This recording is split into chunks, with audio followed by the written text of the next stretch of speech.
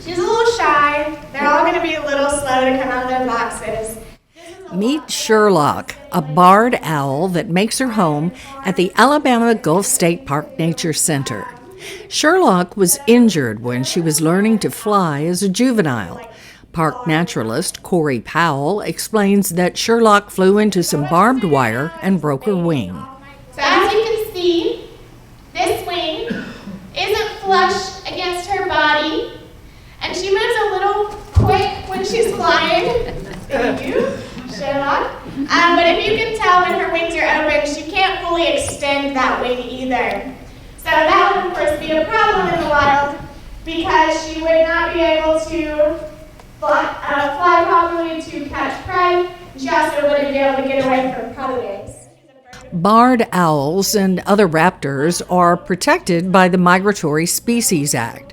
The Park Nature Center staff explained that the wild raptors are cared for at the Nature Center, but they are not domesticated. So they're not pets.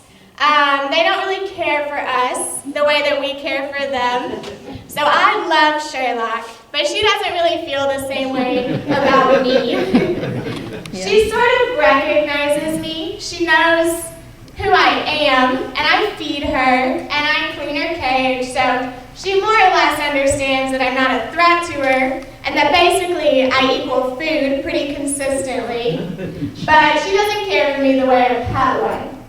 Park naturalist Nancy Tuttle introduced Archimedes, an eastern screech owl, also rehabilitated from a serious injury and now making her home at the Nature Center.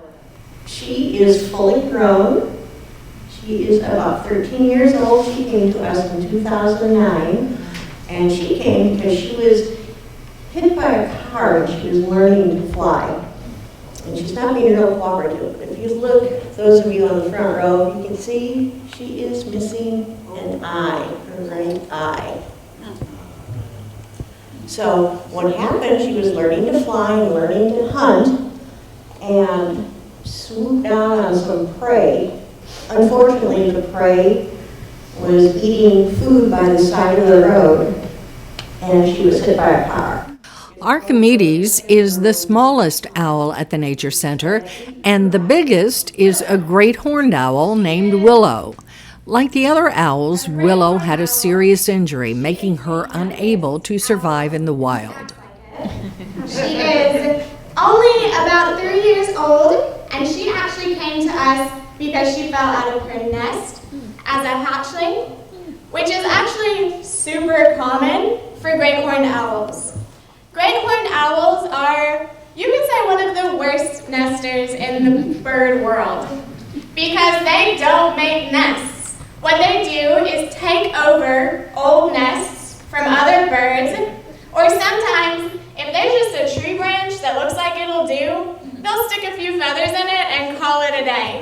So it is very common for baby great horned owls to fall out of the nest. Corey Powell explained that the straps on the raptor's feet, called jesses, keep them close and provide safe handling. So she's got excellent hearing, excellent vision, and she has got humongous feet. Woo, sorry guys.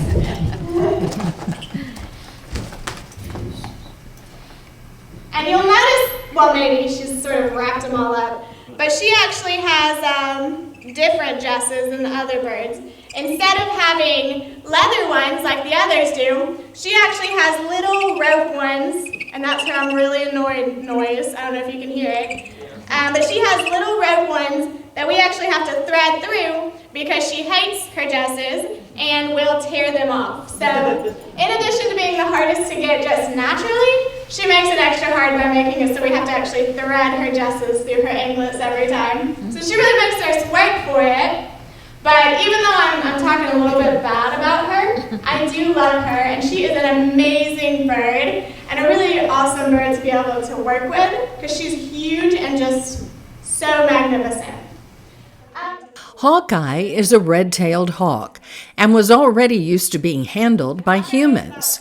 He was a falconer's raptor, but contracted West Nile virus, which gave him permanent neurological damage.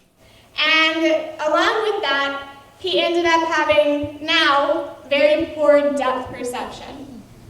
And so you can imagine that for a bird of prey like Hawkeye, depth perception is incredibly important. Many of the people in the audience were snowbirds who visit coastal Alabama during the winter months. Those we talked with were impressed with the work the Nature Center is doing.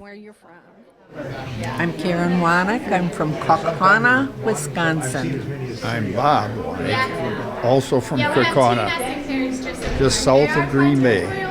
What did you think about the presentation today? I thought it was excellent. I really It was great. enjoyed it a lot. Now I definitely want to go to the center and see it. Okay, my name is Diane Mitchell from near Alpena, Michigan, and we're located on the beaches of Lake Huron. We just love water, and that's one of the reasons we come here. Well, tell me, what did you think of today's presentation? Was it worth it? It was very interesting. I didn't know a lot of these facts about the owls and even the hawk. And of course, we see snow owls where I live. This is only one in a number of lectures that they're having.